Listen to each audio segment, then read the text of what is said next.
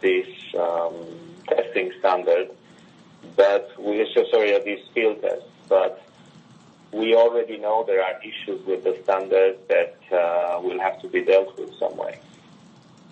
So, can I ask you to get to maybe? Can I ask some specifics when you say there are issues with the standard? Are there specific areas that come to mind? Well, essentially,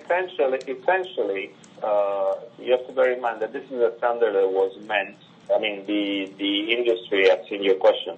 The industry fully supports the standard, and perhaps that's the message you got, in the sense that the industry agree with a standard that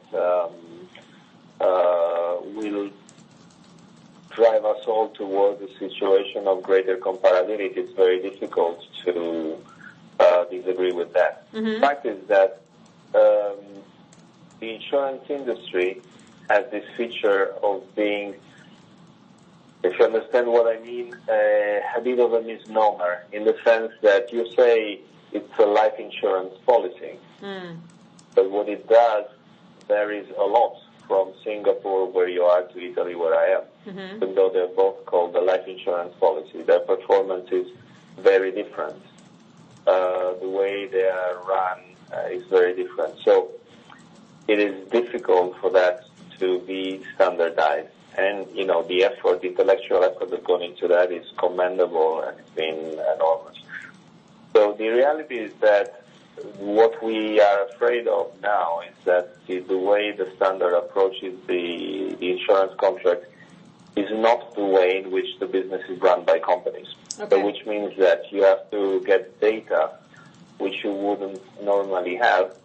You have to go to a level of granularity which it's normally not used, and somehow denies some sort of diversification across time and across customers in a portfolio, which is what we normally use.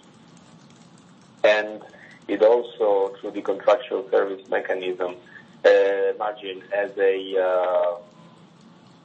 a way of recognizing the emergence of profits, which is kind of linear, which is not exactly the way we do it. We do it in accordance with the release from risk. Hmm. And so it could lead to a pattern of profit recognition, which is not necessarily the one, that is seen through the eyes of management. There's also another reason, which is the transition, which in reality will leave lingering differences among IFRS reporting groups for a long time. So not necessarily going towards comparability. So there are many issues which are significant. And now with the outcome of the field test, we will see to what extent they can be bridgeable by means of interpretation, which is what the ISB claims it believes it is possible. I'm not saying it is not possible. Mm-hmm. I'm saying it is certainly challenging. And beyond that, the timeline is surely challenging given the complexity. So that is why I say I think you need this background in order to understand this. You're asking me what the number of difficulties, all of those difficulties that you are pointing out there are there, because clearly you're changing completely the way in which data are used and processed and calculated. You have to basically have a market consistent system to report at very short deadlines, which is the normal deadlines when you release your quarterly results. So that is very challenging. You have to retrain staff. Of course, you have to prepare the investors and the internal and external stakeholders. So it's a very demanding job. It's a very expensive job. This in Europe we anticipate to cost as much as Solvency II, if not more. Mm-hmm. And a lot of that is due to complexities which could have been avoided in the design of the standard. So it's a big deal.